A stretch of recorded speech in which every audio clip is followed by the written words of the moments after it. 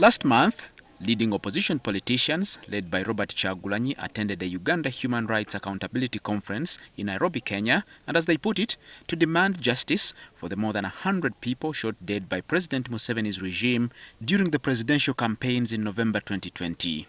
Among those paraded at the conference, Kyagulanyi claimed were men who had been castrated by security agents. You can start from there. That brother is called Magezi, was castrated. In this room here, we have men that have been raped, men that have been sodomized by the Museveni regime. That is where we are. And very painfully, we cannot talk about such in our own home. But Internal Affairs Minister Major General Kahinda Otafiire now says they have evidence that those people were boda-boda accident casualties who had nothing to do with abduction or torture. How do you take people who were knocked by, fell down on their boda-bodas, and you go parading them before international press and say these were torture victims, tortured by the police, I don't know, by CMI, or by I don't know. No. This is criminal. This is not politics, no. It has now gone beyond the bounds of what? Of politics. He says he has instructed the Director of Criminal Investigations to investigate the politicians and the paraded individuals for possible treason charges.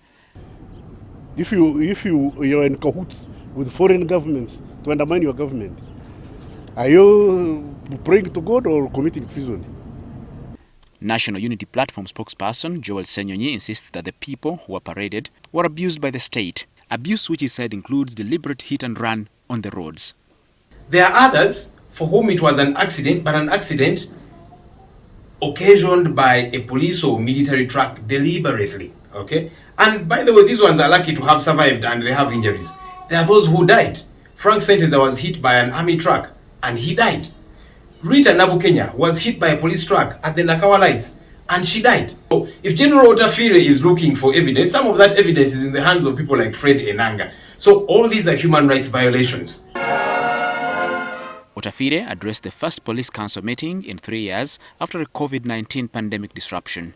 He bemoaned the creation of new administrative units like districts and parliament for lack of funds to recruit more police officers to fight crime.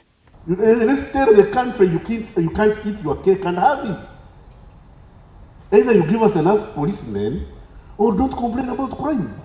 Currently, Uganda has 1 police officer for every 759 people, which is way below the UN recommended ratio of 1 police officer per 500 people. The Minister and the Inspector General of Police, Martin Zokoth-Ochola, also noted the issues of delayed promotions and a housing deficit for which Otafiire commissioned 420 apartments that are hoped will bridge the gap.